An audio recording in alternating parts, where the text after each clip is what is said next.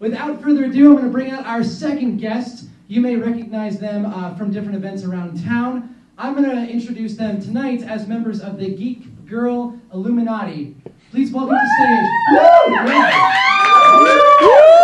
Please welcome Molly Jane Kremer and Jen Usellis-Mackay.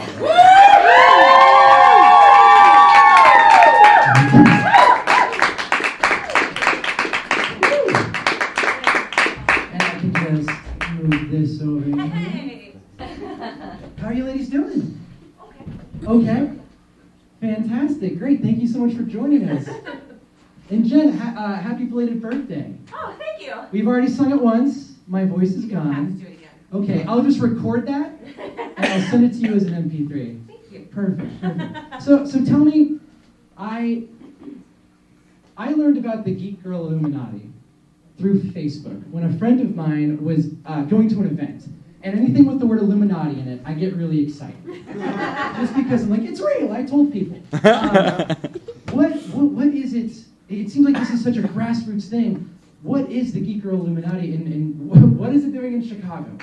Well, it's I guess it's kind of an international thing. Our friend Stephanie Cook started it, and is it not on? Is this better? There you go. Okay, I just wasn't talking into it. Our friend Stephanie Cook started it fall of last year, and she approached us both about being the Chicago co-captains. And it's just an organization to help create, you guys mentioned safe spaces for girls in geekdom. Yeah. I mean, that's totally cool. Like you said, it was international. Jen, I think you said it started in Toronto? Yeah, that's where Stephanie's from originally. The Canucks got it first. Yeah, she started it. It's based on this awesome little bit of artwork. I love that logo so much. That's so cool. We got your back.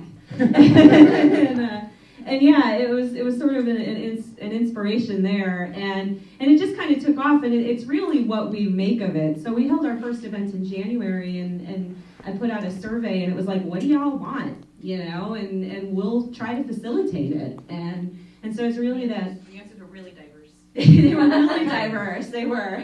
What are people looking for? We've got 2 book clubs. Okay. With it, a lot of people wanted book clubs and just getting together. It wasn't even like anything specific. It was like, we just want to hang out. We just want to hang out with other people and be okay and be like super excited about Hawkeye or super excited about Saga or super excited about Buffy or whatever. Those are all amazing. Or Star Trek. Jen, you like Star Trek? Just a little. Just a little bit? I'm not as psychotic as it probably comes across. But yeah. If it's anything like me and Final Fantasy, I think you're fine. I think it's, I love the fact that the first time I heard about it, it was like, there's some Illuminati, it's for women only, they're gonna make safe spaces. And I was like, I wanna tell people about this, but how do you talk about the Illuminati without like I was so scared that like Electra ninjas were gonna come down and get me. But it seems like primarily right now you're doing events every month. What kind of events are you guys doing besides the one in January? Well, we did one outing to improvise Star Trek. We did. Sadly, I couldn't attend that one. It seems like okay, yeah, okay. We did one where we met up. It was actually Friday the 13th, and we just watched a couple scary movies. We watched Cabin in the Woods at Beer Miscuous on Lincoln, which was pretty fun. They have these awesome party rooms downstairs with big TVs. So that was pretty fun. Right now, we don't really... Yeah, this whole ankle situation sort of... the whole ankle situation kind of put the kibosh on me getting something really rolling. I really wanted to do something corresponding with C2E2, but it's just been a little bit of a crazy time. But I was like, I am not missing this! And but yeah, it's just... Finding reasons to hang out is really what it was. I loved getting together at the comic book shop. I walked out, it was our first meetup, and I don't read comics, and I walked out of there with comics because that was to me. Because Molly and Summer, and like, I mean, people were really passionate about it, and I'm like, what are these people so passionate about? Okay, I'll buy. Like, to me, that's perfect. That's exactly what we want to be doing, is sharing that enthusiasm with other women, and just letting people know what's going on in the city. Like, we've got, people involved who are just doing amazing things. Michi's got stuff and it speaks awesomely about diversity and feminism, and we've got authors and comic book artists, and and just all of these amazing people who are doing amazing things in the city, and sometimes you just don't know what's going on. And being able to have people share that, and then throwing it out there and being like, does anybody want to go with me? It seems like recently, within the past 2 or 3 years, there's been this surgence of like, it's okay to have a community and be like really loud and proud about it.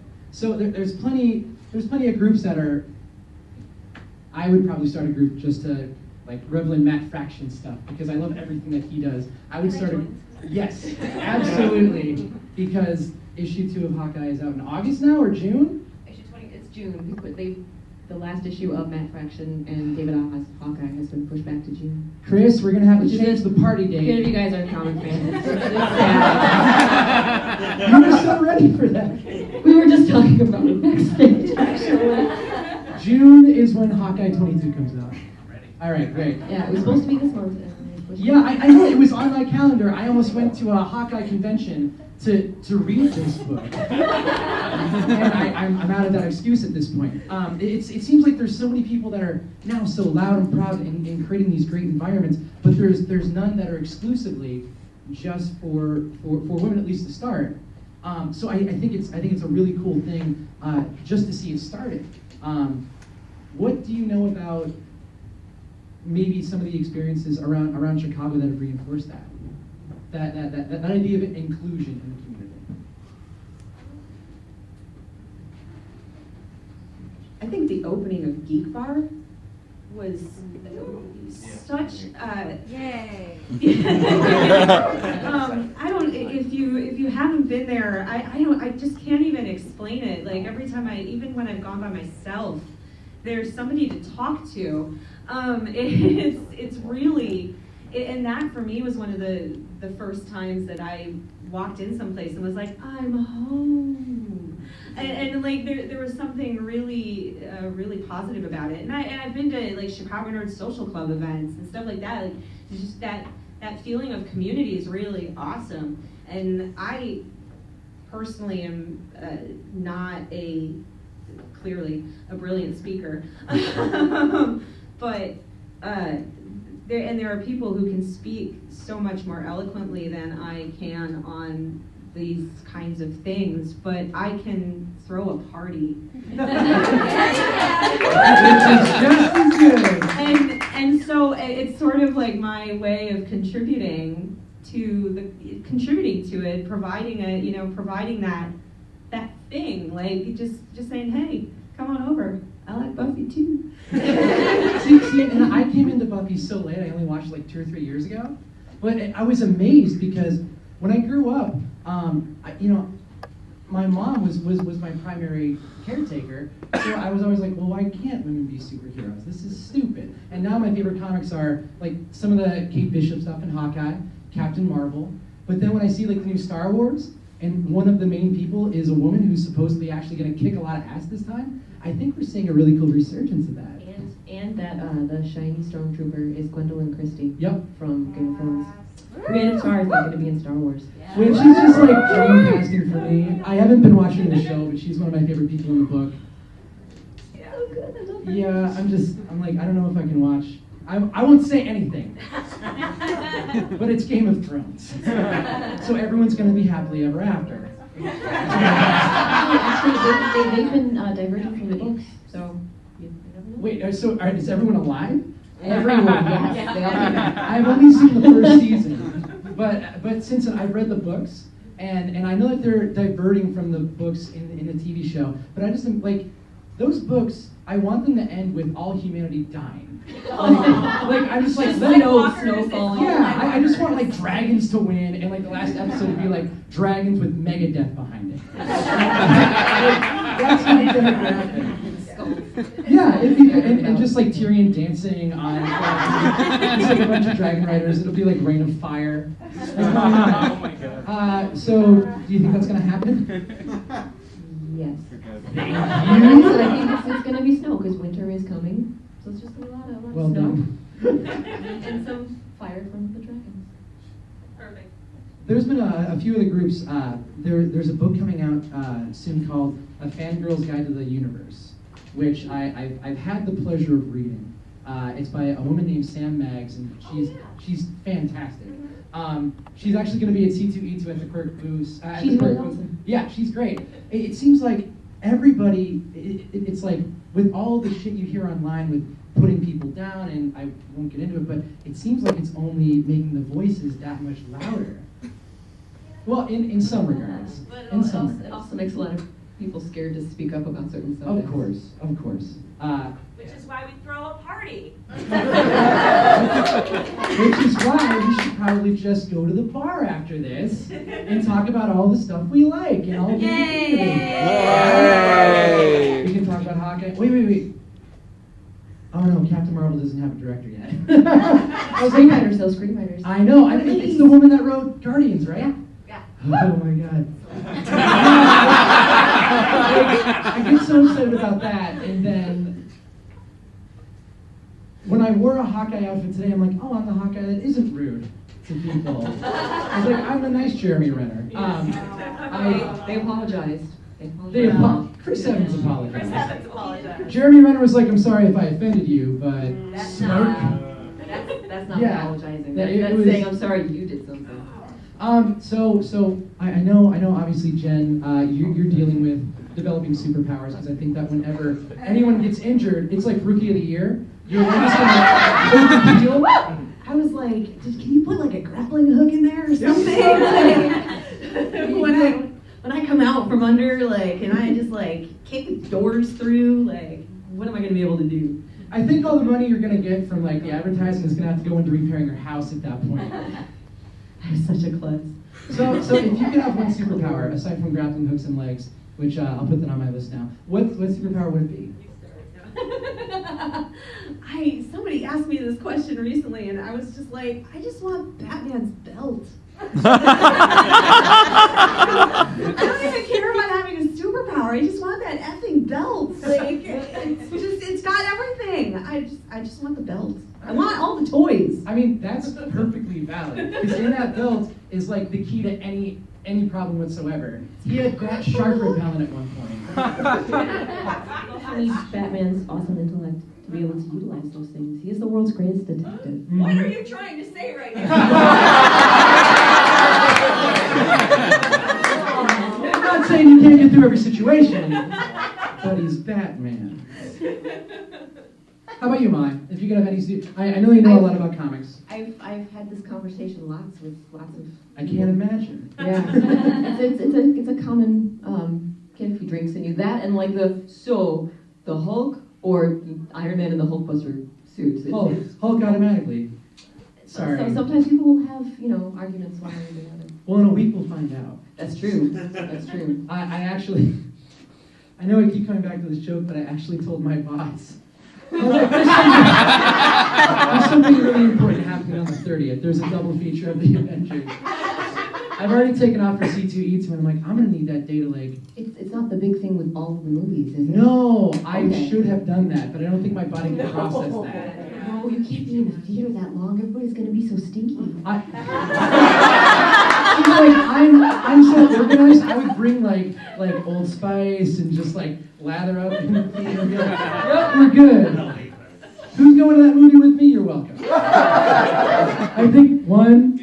All right. I'll bring like body spray or something. Okay. I'll bring costume. We'll make a day of it. Wait, no, what? Bring some shampoo. We can make a day of it. Great. I think we're gonna get kicked out. To me, like the power that I always wanted was Spider-Man, because I grew up, like I think every Grappling hook. right, but I think like every dollar store white kid growing up wanted to be Peter Parker, and especially because I have brown hair and brown eyes, I'm like, oh, it's me. And then I grow up and I read some of like the bad stories with Peter Parker. I'm like, oh, I don't want to be him anymore. I want to be like Steve Rogers. like Captain America, because he actually apologizes. Yeah. He's a Boy Scout. He knows what to do. Except we have to sit through that first movie. You didn't like Captain America the first Avenger? I'm sorry. I was so tired. It made me sleepy. Oh, it's so good though. Sleepy. The second one, I was like, yay! Second one is probably my favorite Marvel film out of all of them. but I'm a terrible. I'm comic books were never my thing, so I can't claim to be a purist in any way, shape, or form. But now I like Hawkeye. I will give you all the books you need to get caught up on Hawkeye. if you're just through the beginning, I have my trade hardcover tonight. I will gladly lend that to you. That will be my gift. That will be my birthday loan to you. How's that sound? So Jen, just so the audience knows, I know that you don't just work with Geek Girl Illuminati. You also moonlight as a pop star. I'm a pop warrior. Can you maybe tell us just a little bit about that? It's the Klingon Pop Warrior project. Woo! Wow. It's so weird that people actually know what it is. It was a goofy Kickstarter that I ran. I did this video with improvised Star Trek. Gosh, it's been a couple of years now, and it was Kiss Me by Sixpence None the Richer, entirely in Klingon. Mitchell. We all remember She's All That. The seminal movie of our childhood. Yeah. And it was the weirdest thing because I did the song. It was just supposed to be like this goofy little background thing for one of the episodes. It was called like Today is a Good Day to Cry. And it was the short version is they end up throwing a prom for this 13-year-old Klingon girl, and so by the end of the episode they need Kiss Me in Klingon, and so they were like, oh, we'll just bust out our Klingon dictionaries and we'll do this ourselves, and they're like, oh, that's a lot harder than it looks. So they got in touch with the Klingon Christmas Carol folks, and I had done that for the first 2 years it was here. And the Klingon Christmas Carol folks translated it, gave it back to them, and they were like, oh, we can't sing this. This is much harder than it looks. And so they were like, do you know somebody who could sing this? And they're like, you need to talk to Jen. That is such a good reputation to receive. I know. If you need someone to sing something in Klingon, I know a person. Yeah, I mean, they were really, like, my pronunciation was good, and I sing in bands and stuff like that on the side. And so I did the song, and it turned out like we were laughing so hard. We're like, we should make a music video. So like a couple weeks later, I go back to the apartment and I jump around in front of a green screen, and then that's what went up on the internet. And all of a sudden, in like 24 hours, we're like on TeamCoco.com, and like the Mary Sue picked us up, and Gawker, and like MTV Geek, and we're like, what is going on? And it now has like 150 some odd thousand views, but it's like only like 40 something thumbs down. Like, it's ridiculous. Like, that kind of thing should have like as many likes as it has. It should probably have that many like boos. But people, like, I mean, really, it's the internet. But then people really liked it, and so I was like, oh, maybe there's something to that. So I made this goofy. I started poking around and finding out if people had more music, and they had more translations of pop songs. So I was like, I can do that. If I'm not mistaken, there's in Disney there's a version of Let It Go in Klingon. I am officially the 47th translation of Let It Go.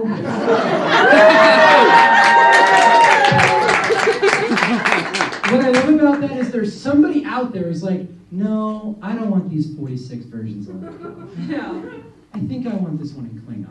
I just sent it. I just sent all the CDs. It's going into the Disney archive.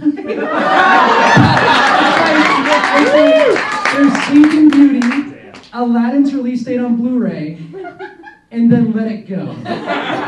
Your version. I love that that's in the vault. I was just like, when I was... Sing it. Can you? Yeah, sing it.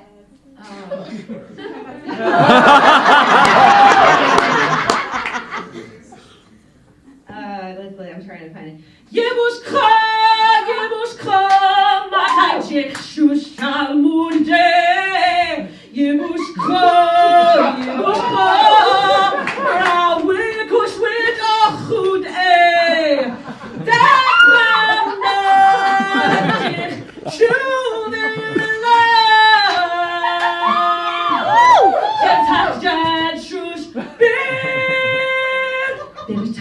Zaczął cię wpadać na twarz.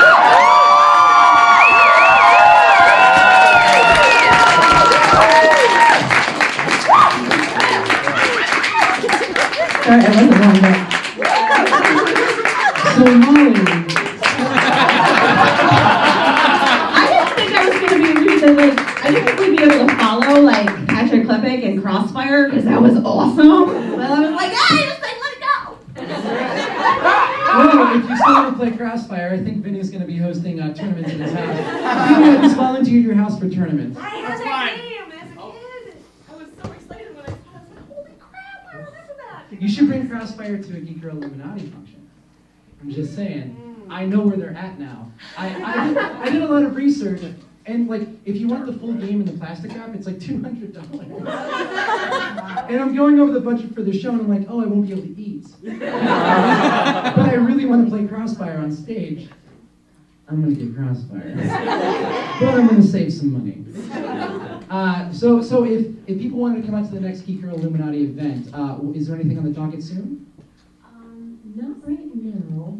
No. Except for well, the book club stuff. Those are We monthly. do. We have we've got A YA book club for fabulous lushes. Is that, oh my God, please say it's called that. It is. I love that so much. The YA book club for fabulous lushes. And I have to admit, I'm not a big YA reader, but I've really been impressed with the books that so far we've read. The Coldest Girl in Cold Town, We Were Liars, what was the one that I really liked? Oh, the Scorpio Races? That was awesome. So stuff like that. The girl who runs it, Isa, is actually a YA librarian. Oh, cool. So she knows her stuff. And then we also have a branch of vaginal fantasy. So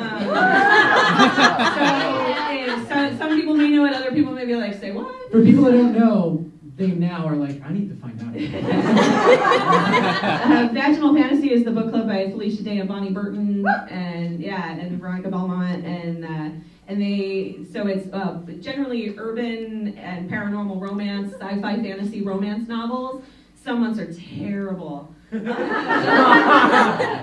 read some really crappy books, but every once in a while we also we read N.K. Jemisin.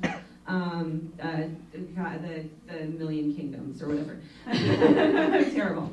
But we've read some really good stuff in there too, and so we have a Vaginal Fantasy Book Club as well. And I'm really hoping that we can work with Challengers and get a women's night going at Challengers Comics as well. I know Graham Crackers has one, but it would be really great if we could get freaking all the comic book stores to have a women's night. Well, let me tell you, I know somebody that works at Challengers. Molly, why don't you tell us a little bit about Challengers and just what you do there then? Challengers is a comic shop. It's an awesome comic shop. It's on Western, just off of Milwaukee, on the border between Bucktown and Logan Square. And we've been there for 7 years now, I think. We just had our anniversary, and it's awesome. We try to cater to new readers. We don't really do much for like the collector market. So I was just looking at the tables that Eric had outside from Pastimes, and I do miss seeing those old Silver Age issues because we don't have that kind of stuff at Challengers. It's new stuff. It's lots of graphic novels, collections, and current stuff. And we really try to focus on just quality stuff. So all of the new stuff that's coming out by Image nowadays, we really push that, and we don't push things that we don't like ourselves. So if it's something that we like, I mean, we even will often have like our store picks. We will sell it to people, but it has a money back guarantee. If it's not if we're recommending this for you, you don't like it, bring it back. If you don't like it, we'll give you something else. I hope I'm talking loud enough. Am I? Yeah? Okay. I don't think we're gonna match the No, volume that Jen gave us on Let It Go. Sorry, I tried to pull the mic away. Good. Well, great. So right now, if someone wanted to become a fan of Geek Girl Illuminati, there's a Facebook page. Yes, there's the Geek Girl Illuminati, and there's also the Chicago chapter. It's separate. So you just find us, and you kind of ask to join, and we will let you in if you're related. For now. We do, yeah. For now, if you're a lady, we will definitely let you in. We usually just make sure it's not bots. So I do try to make sure that we're not just letting random authors in who just want to plug all their things and not really participate. I want people who want to come out to events and and stuff like that. So we try to keep it local and keep it. I guess that's what we try to do. Well, it's definitely an organization that I'm in full support of. Thank you so much for coming out. If you want to join the Geek Girl Illuminati, and you're a woman to start, and not a bot, one of those female bots. We have, don't be a bot. No, Yeah. but we do try to have events like like Improvised Star Trek. I mean, that was open to anybody. You could bring your significant other or whatever. As long as they're not going to be a jerk, we want you. Well, great. If you go on Facebook, search for Geek Girl Illuminati Chicago chapter. Please join and please tell your friends about it. Thank you, Jen. Thank you, Molly, for joining us on the Geek Show. It's a pleasure to have you on. Thank you so much.